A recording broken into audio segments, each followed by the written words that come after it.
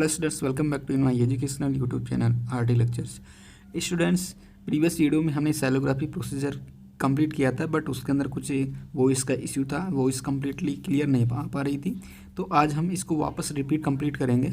तो डिस्कस करते हैं सबसे पहले साइलोग्राफी प्रोसीजर की डेफिनेशन के बारे में।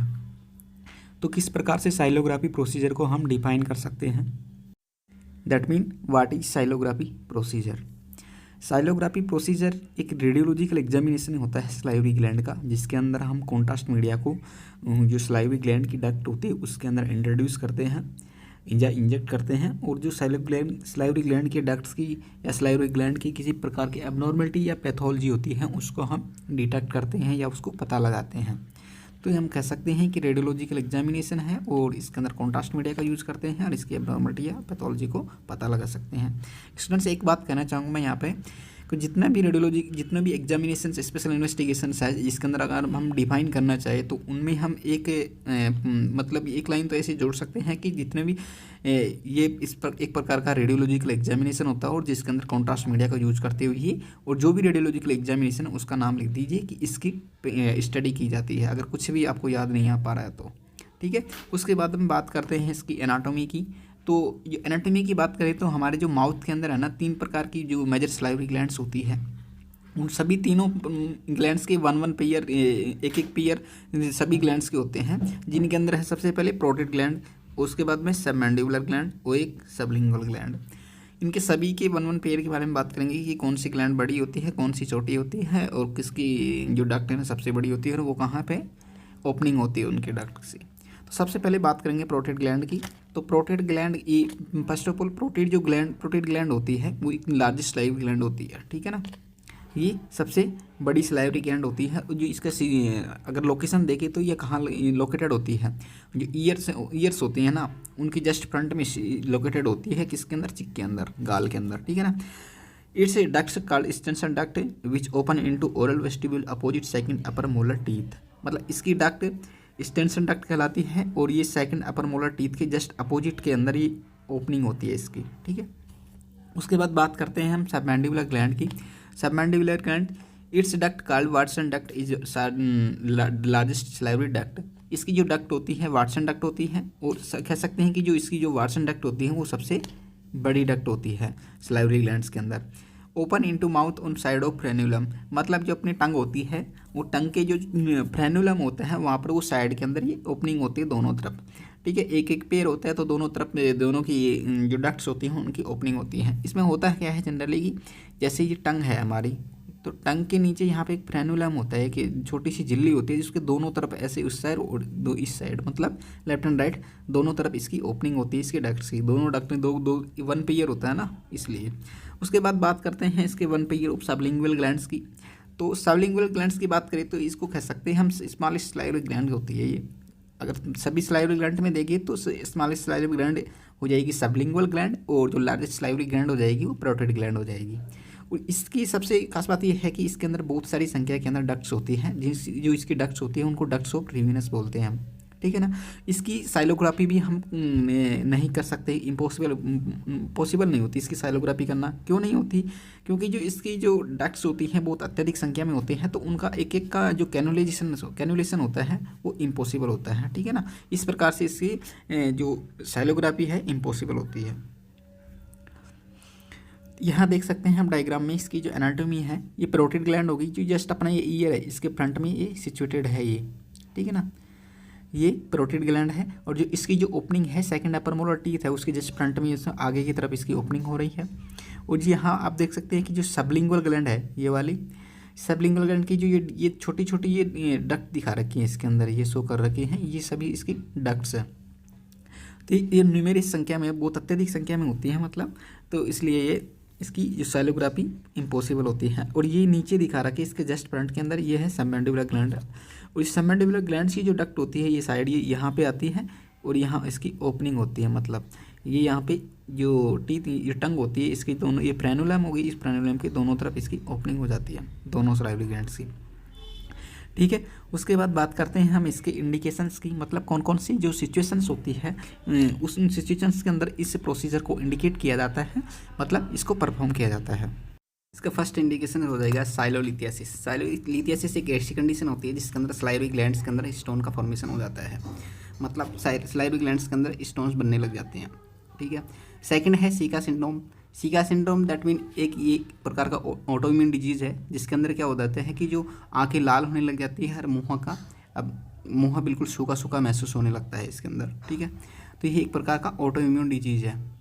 उसके बाद में है जीरोस्टोमिया। जीरोस्टोमिया में क्या होता है कि जो स्लाइवरी ग्लैंड होती है उससे स्लाइवा का सिक्रीशन कम होने लग जाता है। कम होने के कारण जो माउथ है ना उसके अंदर अबनॉर्मल ड्राइनेस फील होने लगती है, मतलब माउथ के अंदर स्लाइवा का सिक्रीशन कम होगा तो माउथ के अंदर ड्राइनेस फील होगी। एक है ऑब्स्ट्रक्शन और उसके बाद में है स्ट्रिक्चर। और ऑब्स्ट्रक्शन की बात करें तो ऑब्स्ट्रक्शन किसी भी कारण से हो सकता है। ऑब्स्ट्रक्शन या किसी ट्यूमर के कारण हो सकता है या फिर किसी एबनॉर्मल बॉडीज़ के कारण हो सकता है, उसके अंदर फॉर्मेशन के कारण। तो ऑब्स्ट्रक्शन में क्या हो जाता है, या तो वो ब्लॉक हो जाती है कम्प्लीटली या फिर कुछ पार्शली ब्लॉक हो जाती है जो स्लाइवरी ग्लैंड की जो डक्ट होती है। एक स्ट्रिक्चर में क्या होता है, जैसे कि ये डक्ट है तो उस डक्ट की आगे नैरोविंग हो जाती है, सिकुड़ापन हो जाता है उसका, उस डक्ट का, तो उसको बोलते हैं हम स्ट्रिक्चर। पेन हो सकता है या फिर स्वेलिंग हो सकती है। मास दैट मीन ट्यूमर का फॉर्मेशन हो सकता है। तो ये सभी कंडीशंस होती हैं, इनके अंदर हम इस प्रोसीजर को प्रोसीड करते हैं। जनरली अपन को जो मेनली है ये तो याद होनी चाहिए इसके अंदर। एक तो है साइलोलिथियासिस, दूसरा है सीका सिंड्रोम, थर्ड है जीरोस्टोमिया और फोर्थ और 5 है ऑब्स्ट्रक्शन एंड स्ट्रिक्चर।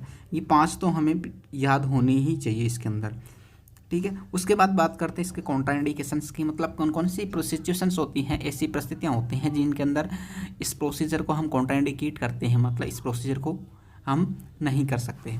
सबसे पहले है कॉन्ट्रास्ट से एलर्जी हो उस पेशेंट को, सीवियर एलर्जी हो, तो उस कंडीशन में हम इस प्रोसीजर को प्रोसीड नहीं कर सकते।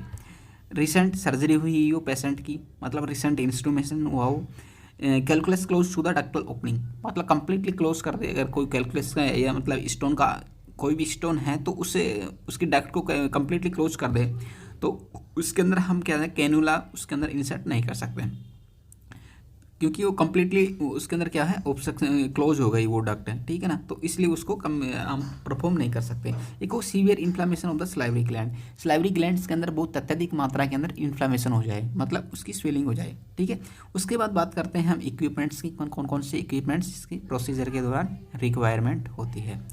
तो सबसे पहले है लेमन जूस। लेमन जूस हमारे को चाहिएगा जो स्लाइवा के सिक्रीशन के लिए, ठीक है। उसके बाद कैनुला चाहिएगा हम जो कॉन्ट्रास्ट उसको इंजेक्ट करने के लिए। Syringe, cotton swab.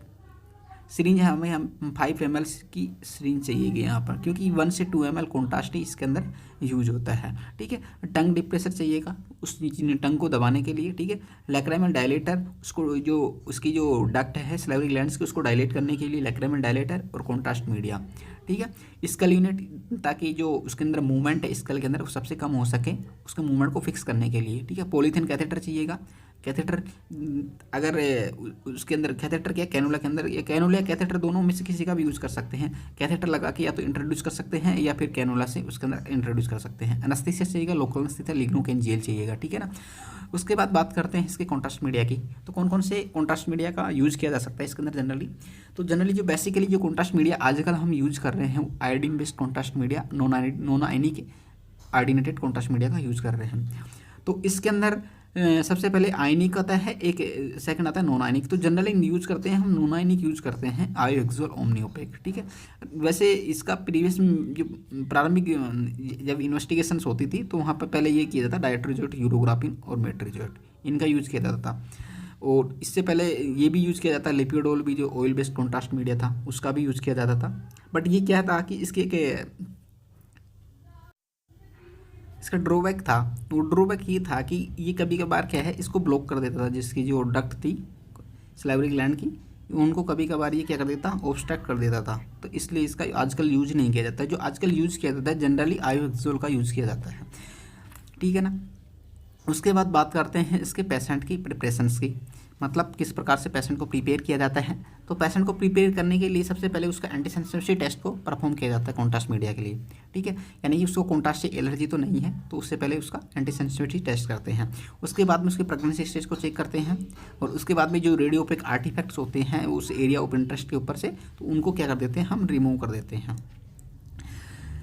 Procedure should be explain to the patient, और उससे प्रोसीजर एग्जामिनेशन करने से पहले जो पूरा प्रोसीजर होता है उसको पूरे प्रोसीजर को पेशेंट को एक्सप्लेन कर दिया जाता है प्रोसीजर को, ठीक है ना, undergoing to the examination.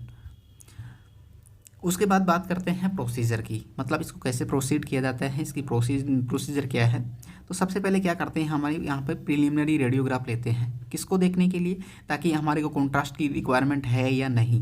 मतलब अगर पहले ही प्रीलिमिनरी रेडियोग्राफ के अंदर ही कोई पैथोलॉजी डिटेक्ट हो जाती है तो हम कॉन्ट्रास्ट मीडिया का यूज नहीं करते। तो सबसे पहले हम प्रीलिमिनरी रेडियोग्राफ लेते हैं, या स्काउट फिल्म बोलते हैं इसको, वो लेते हैं, क्योंकि ये बेसलाइन स्टडी के लिए होती है, ठीक है। उसके बाद बात करते हैं इसके पेशेंट को क्या देते हैं, अगर उसके अंदर किसी प्रकार की एबनॉर्मलिटी या पैथोलॉजी अगर डिटेक्ट नहीं हो पाती प्रीलिमिनरी रेडियोग्राफ के अंदर, तो हम क्या करते हैं, पेशेंट को सिक्रेटरी स्टिमुलेंट देते हैं, जैसे कि लेमन जूस। तो ये सिक्रेटरी स्टिमुलेंट देते हैं, वो कॉन्ट्रास्ट एडमिनिस्ट्रेशन से 2 या 3 मिनट पहले देते हैं। तो ये देते क्यों है कि ताकि इजीली अपन हमारे को जो सलाइवरी ग्लैंड है उसकी डक्ट को इजीली हम आइडेंटिफाई कर सकें, उसको पहचान सकें कि उसकी डक्ट कहाँ पर है, ताकि हमें आसानी हो सके उस प्रोसीजर को प्रोसीड करने में, ठीक है। डक्ट को ओरिफिस को अब क्या करते हैं, हम स्प्रेड कर देते हैं। हम पता लग गया है कि वो डक्ट के ओरिफिस यहाँ पे है, तो उसको हम स्प्रेड करते हैं लोकल एनेस्थीसिया से। Local anaesthesia like that lignocaine gel का यूज़ किया जाता है, या फिर स्प्रेड जो एनेस्थीसिया होता है उसका यूज़ कर सकते हैं यहाँ पर, है ना, ठीक है। Orifice of duct dilated with the lacrimal dilator. उसके बाद में क्या करते हैं, इसको डायलेट करते हैं। जो ओरिफिस को क्या हमने क्या किया, सबसे पहले लेमन वेज लिया, प्रीलिमिनरी रेडियोग्राफ लिया। प्रीलिमिनरी रेडियोग्राफ लेने के बाद में हमने देखा कि उसके अंदर किसी प्रकार की पैथोलॉजी या एबनॉर्मलिटी तो है नहीं, है या नहीं। तो उसमें अगर पता लगती है तो ठीक है, अगर पता नहीं लगती है तो उसके बाद में हम जो सेकंड स्टेप है वो करते हैं, पेशेंट को सिक्रेटरी स्टिमुलेंट देते हैं, जैसे कि लेमन जूस देते हैं उसको, तो ताकि उसके हमें जो पता लग सके कि उसकी जो डक्ट है वो कहाँ पर है सलाइवरी ग्लैंड की। तो उसकी डक्ट वो पता लग जाता है कि जहाँ से सिक्रीशन सलाइव का ज़्यादा हो रहा है तो वहाँ पर वो सलाइवरी ग्लैंड की डक्ट को हम आइडेंटिफाई कर लेते हैं। उसके बाद में क्या करते हैं, वहाँ पर लोकल एनेस्थीसिया होता है, उसको हम स्प्रे करते हैं उस डक्ट के जो ओरिफिस होता है उसके ऊपर। ओरिफिस के ऊपर इसको स्प्रे करने के बाद में हम लैक्राइमल डायलेटर का यूज़ करते हैं।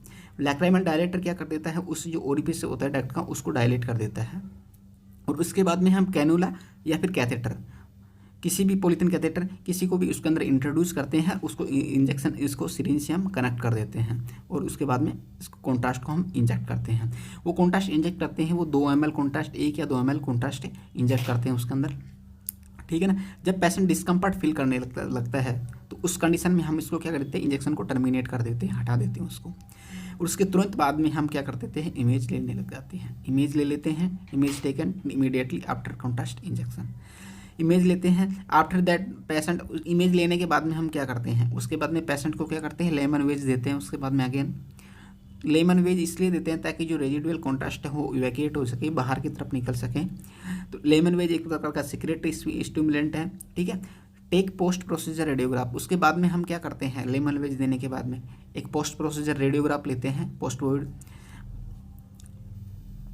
प्रोसीजर रेडियोग्राफ लेते हैं, वो 5 मिनट बाद में लेते हैं लेमन वेज लेने के बाद में, तो ताकि हम ये कंफर्म कर सकें कि जो कॉन्ट्रास्ट मीडिया है, जो रेजिडुअल कॉन्ट्रास्ट है वो इवैक्यूएट हुआ है या नहीं। तो उसको देखने के लिए हम ये पोस्ट प्रोसीजर रेडियोग्राफ लेते हैं। यहाँ आप देख सकते हैं कि ये एक प्रोटेड ग्लैंड का रेडियोग्राफ दिखाया गया है यहाँ पे, जिसके अंदर हम ये देखो कैनुला लगा हुआ है यहाँ पे, और इसमें ये कॉन्ट्रास्ट इंजेक्ट किया हुआ है, और इसका ये रेडियोग्राफ है। तो इसका जो एनाटोमी है यहाँ पूरी तरह से क्लियरली आइडेंटिफाई कर सकते हैं। ये इसका प्रोक्सिमल पार्ट है प्रोटेड ग्लैंड का, एंड ये this is the distal parotid duct, proximal parotid duct और डिस्टल पैरोटिड डक्ट। इसके बाद बात करते हैं फिल्मिंग की। तो फिल्मिंग की बात करें पैरोटिड ग्लैंड के लिए, तो पैरोटिड ग्लैंड में हम इसका एक एपी व्यू लेते हैं, एक लेटरल व्यू लेते हैं और एक लेटरल ओब्लिक। इसके 3 व्यू लेते हैं पैरोटिड ग्लैंड की, ये आपको याद रखने हैं। AP, lateral and lateral oblique, ये 3 व्यू हो जाते हैं इसके। और जो सबमैंडिबुलर ग्लैंड होती है उसके लेते हैं हम अकल्सल व्यू लेते हैं उसका, मतलब इंफ्रासुपेरियर व्यू, मतलब नीचे की तरफ से रेडिएशन देते हैं, जो आगे सिर से होते हुए रेडिएशन निकलती है। मतलब जैसे मैंडिबल है, जब मैंडिबल के नीचे से हमने रेडिएशन दी और सुपीरियरली इंफीरियरली रेडिएशन दी सुपीरियरली रेडिएशन पास आउट होती है, तो इसलिए इसको बोलते हैं इसका इंफ्रा सुपीरियर व्यू भी। और एक होती है इसका लेटरल व्यू और लेटरल ओब्लिक। दोनों में लेटरल और लेटरल व्यू तो कॉमन है, बट इनके अंदर फर्क क्या है, इसके अंदर एपी व्यू है और इसके अंदर अकल्सल व्यू है। ठीक है। आफ्टर केयरिंग क्या होती है पेशेंट की? आफ्टर केयरिंग यही होती है कि पेशेंट को कहा जाता है कि प्रेस वाटर से वो माउथ को प्रॉपरली रिंज करे, कुल्ला करे। ठीक है। इसके बाद में कंप्लीट हुआ आज का lecture. So students, thank you so much for watching my video lectures, and students please like, share and subscribe to my educational YouTube channel RT Lectures, and also press the bell icon for next all videos notification.